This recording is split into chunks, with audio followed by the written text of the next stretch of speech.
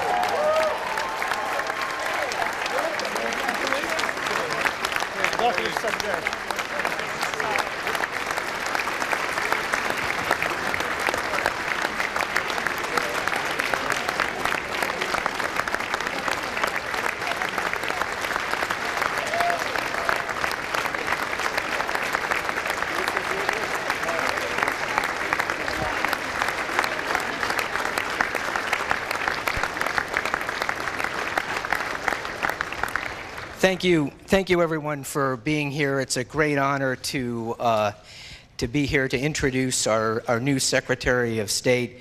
Before I do so, I wanted to thank all of you, each and every one of you, for your hard work over the last 6 weeks. The pace of world events doesn't pause to allow the United States government to change from one Secretary of State to another, but it's because of your dedication and professionalism that this department has continued to meet its mission for the American people. So thank you to all of you for all you've done the last 6 weeks.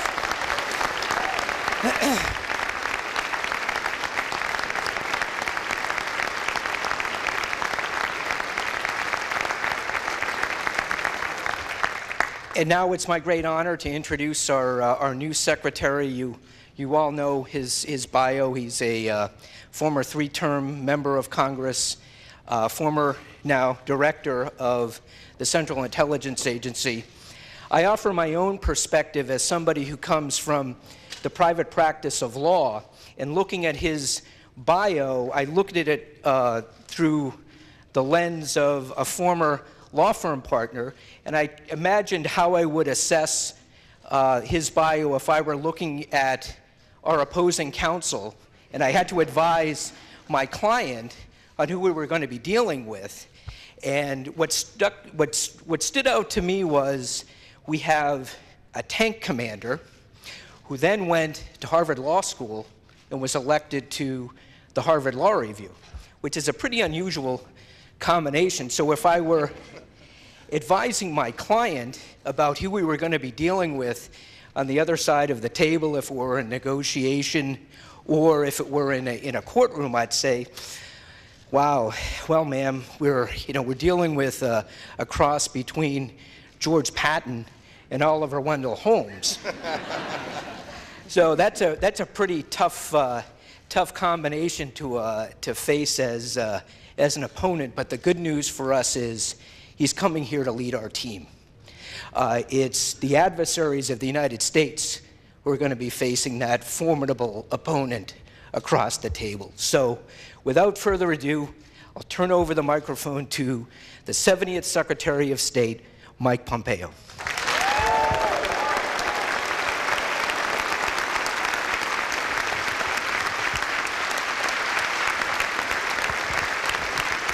Thank you. Thank you. Thank you. Thanks for those most gracious words, John, and thank you for your service and standing in the gap. You've done a remarkable job. The whole team has. I've had the chance to work alongside you as a CIA director when you were the acting secretary, and you have done this organization incredibly proud. America should be proud of you, and thank you for this amazing work.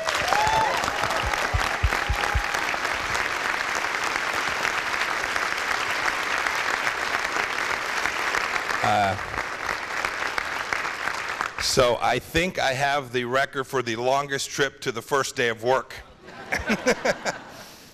And I am humbled to be here.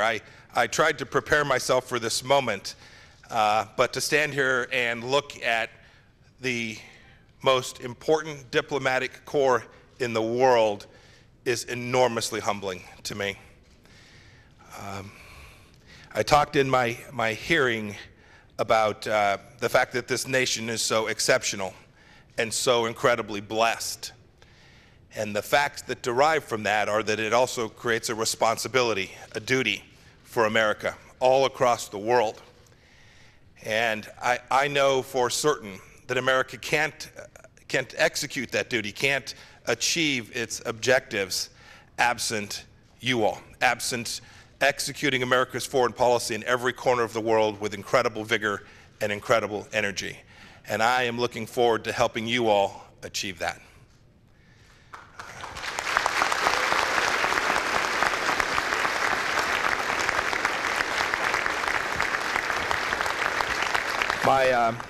My remarks today will be relatively brief. Tomorrow, the President will be here to do my official swearing in. I think much of the Cabinet will be here as well. It's an important day for the President's first trip to this important place, and I'm looking forward to being there with many of you and having the honor to have the President of the United States do my formal swearing in.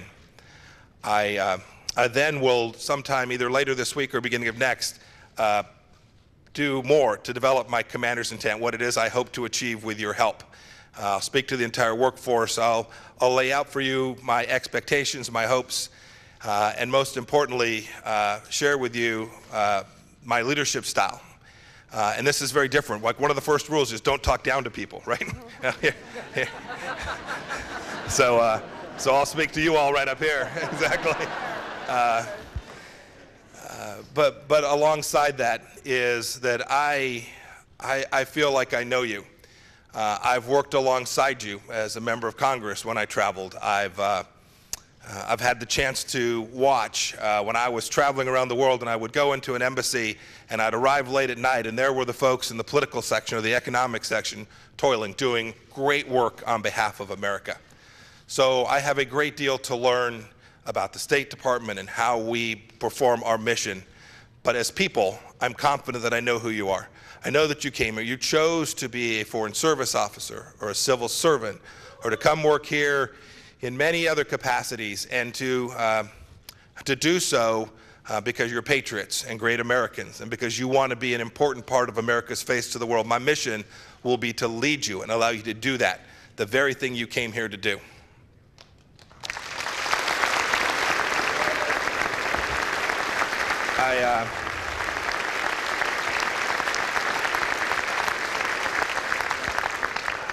I will get to as many parts of this organization as I can. I said in my testimony that I'll spend as little time on the 7th floor. I think it's the 7th floor, right?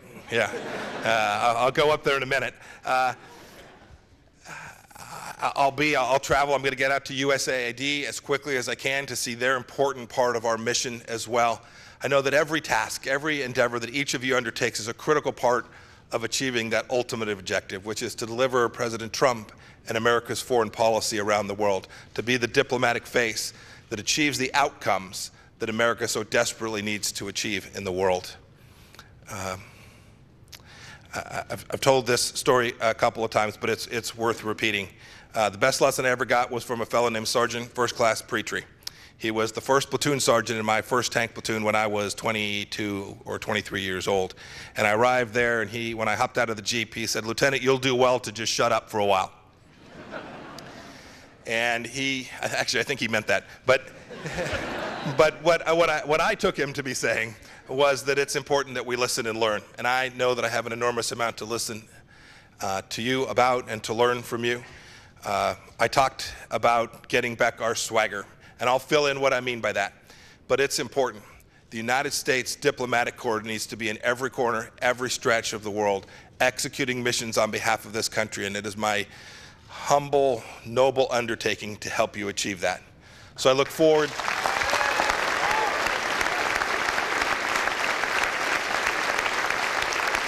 Thank you.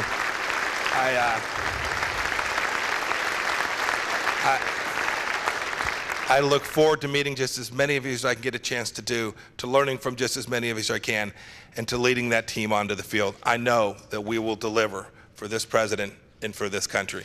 Thank you. May the good Lord bless each of you. I'll see you all around the building. Thanks.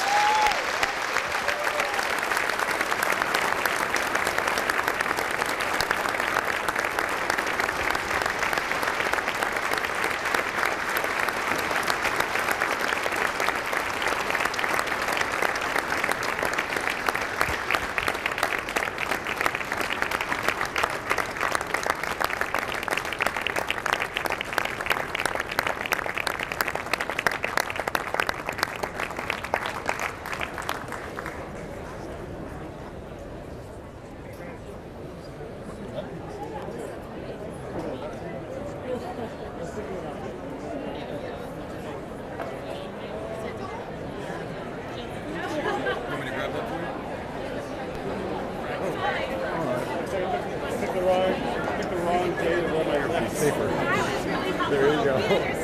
There you go.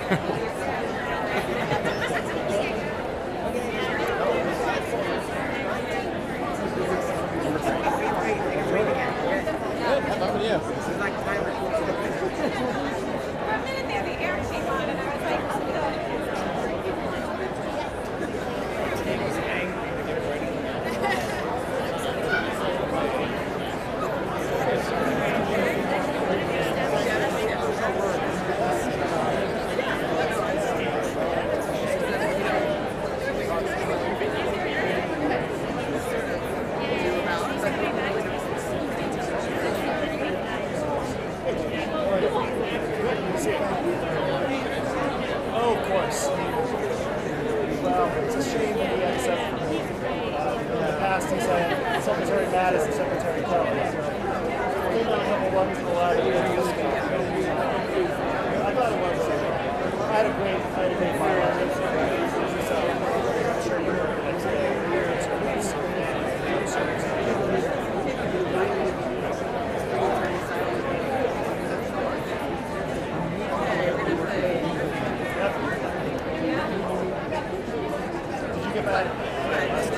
How you feeling? Justin?